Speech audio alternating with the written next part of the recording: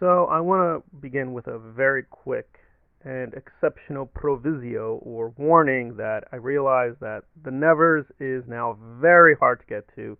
Apparently it's available on Tubi, but I realize a lot of Whedon fans cannot access this thing, so I'll try to do my best to keep things both vague and specific with this review, so I will begin non-spoiler, and I will have minor spoilers toward the end, because if you have watched The Nevers in the first couple episodes, they introduced a major twist, which create a lot of complications and questions about what exactly we're looking at. Good day, and what is vaguely occurring? Well, there's a lot of earthquakes, and apparently Amelia and Penance have this puzzle with a robot. Now, we have been introduced to sort of older time period in England, specifically 1899, and we'll get back to that number. I think that's critical. So it is possible the robot is from that time period again. That would be a very early prototype, but it's made very clear, no, this is a very advanced robot, so it can't exist in the time period they're in, and the puzzle is, where did this robot come from, and why does it have Chinese writing? So a major part of this plot is the puzzle of the robot.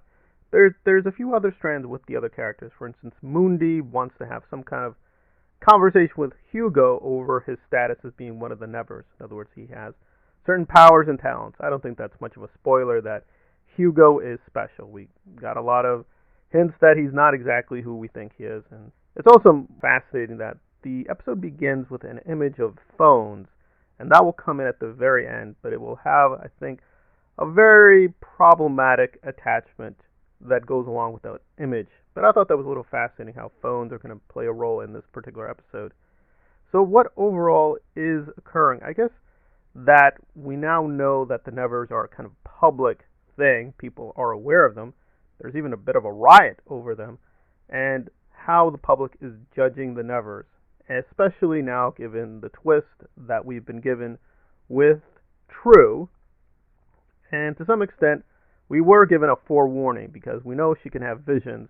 And I predicted this earlier in my own reviews of the earlier episodes that definitely that's going to play a role in some kind of big twist, and that twist was given where essentially she has a double identity. The question is the double the real person, or is the person we're seeing in 1899 the real True, and the other person is a kind of fictional persona?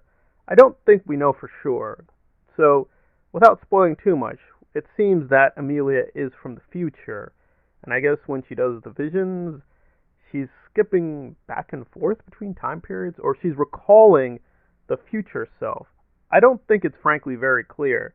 So I do think we're being set up for something where the environment we're seeing may be a kind of matrix environment. It's not exactly what we think it is, because that 1899 is a very dead giveaway, because if you know Whedon, he likes the symbolism, and of course 18 is just 9 plus 9 added together. We're probably looking at an environment that's very artificial and phony. Now, obviously, we know that. It's a TV show.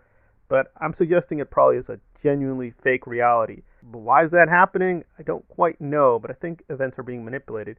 And this brings us to the twist at the end of this episode. Without spoiling too much, it seems that they're negating the death of a certain critical character, and I feel very torn on that. I think it's always brave when Whedon does kill someone. Granted, he has reversed death before with Buffy and even Angel, and Buffy is a title character, so she can't stay dead. And I think the resurrection, like most people, was handled a bit dodgy, but again, they had to bring her back, and I like Sarah Michelle Gellar, so it is a bit of a problem. But I do think here they had an opportunity to be very brave, but apparently we're negating that, so I feel kind of torn.